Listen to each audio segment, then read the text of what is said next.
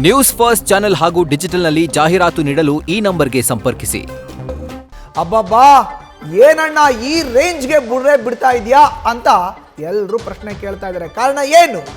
Chinnaiah alias ಚೆನ್ನ ಕೊಡ್ತಾ ಇರೋಂಥ ಹೇಳಿಕೆ, ಸಂದರ್ಶನದಲ್ಲಿ ಒಂದು, SIT ಅಧಿಕಾರಿಗಳ ಮುಂದೆ ಇನ್ನೊಂದು, ಈ ರೀತಿಯ ಕನ್ಫ್ಯೂಷನ್ ಹೇಳಿಕೆಯನ್ನು ಕೊಡ್ತಾ ಇರೋದಕ್ಕೆ ಎಲ್ಲರೂ ಹೇಳ್ತಾ ಇದ್ದಾರೆ, ಏನಣ್ಣ ಈ ರೇಂಜ್ಗೆ ಬುರ್ಡೆ ಬಿಡ್ತೀಯಾ ನೀನು ಅಂತ. ಚಿನ್ನಯ್ಯ ಹೇಳಿದ ಕತೆ ಕೇಳಿದವರೆಲ್ಲ ಹೇಳ್ತಿರೋದು ಇದೇ ಮಾತನ್ನ. ಯಾವ ರೇಂಜ್ಗೆ ಕತೆ ಕಟ್ಟಿದ್ಯಾ ಕಣ್ಣಣ್ಣ ಅಂತ ಎಲ್ಲರೂ ಶಾಕ್ ಆಗ್ತಾ ಇದ್ದಾರೆ. ತನಿಖೆ ಆರಂಭಕ್ಕೆ ಮೊದಲೇ ಮಾಸ್ಕ್ ಮ್ಯಾನ್ ಸಂದರ್ಶನ ಕೂಡ ಆಗಿದೆ. ಅಲ್ಲೊಂದು ಕಥೆಯನ್ನ ಹೇಳಿದ್ದ ಚಿನ್ನಯ್ಯ ಆಲಿಯಾಸ್ ಚೆನ್ನ. ದೂರ್ನಲ್ಲಿರೋದಕ್ಕೂ ಈ ಕತೆಗೂ ತಾಳೆನೇ ಆಗ್ತಾ ಇಲ್ಲ. ಸಿನಿಮಾ ಸ್ಟೋರಿಯನ್ನು ಕೂಡ ಮೀರಿಸುವಂತ ರೇಂಜ್ಗೆ ಹೆಣೆದಿದ್ದಾನೆ ಕತೆನ. ಮಾಸ್ಕ್ ಮ್ಯಾನ್ ಬಿಟ್ಟಿದ್ದು ಬರೀ ಬುರುಡೆಯಲ್ಲ, ಬ್ರಹ್ಮಾಂಡ ಬುರುಡೆಯನ್ನ ಅನ್ನೋದು ಸಾಕ್ಷ್ಯಗಳ ಮುಖಾಂತರ ಷಡ್ಯಂತ್ರ ಆಗಿದೆ ಅನ್ನೋದನ್ನ ಸಾಬೀತುಪಡಿಸ್ತಾ ಇದೆ.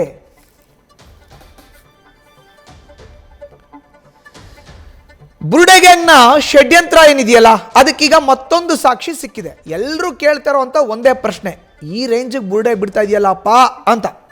ಚಿನ್ನಯ್ಯ ಹೇಳಿದ ಕತೆ ಕೇಳಿದವರೆಲ್ಲ ಕೇಳ್ತಿರೋಂಥ ಪ್ರಶ್ನೆ ಇದೆ, ಯಾವ ರೇಂಜ್ಗೆ ಕತೆ ಕಟ್ಟಿದ್ಯಾ ಕನ್ನಡ ನೀನು ಅಂತ ಎಲ್ಲರೂ ಕೂಡ ಶಾಕ್ ಆಗಿಬಿಟ್ಟಿದ್ದಾರೆ. ತನಿಖೆ ಆರಂಭಕ್ಕೂ ಮೊದಲು ಮಾಸ್ಕ್ ಮ್ಯಾನ್ ಕೊಟ್ಟಿದ್ದಂಥ ಸಂದರ್ಶನ ಈಗ ಅಪ್ಲೋಡ್ ಆಗಿದೆ.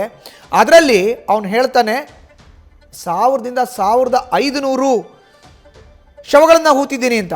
ಅಲ್ಲೊಂದು ಕಥೆಯನ್ನು ಹೇಳಿದ್ದ ಚಿನ್ನಯ್ಯ ಆಲಿಯಾಸ್ ಚೆನ್ನ.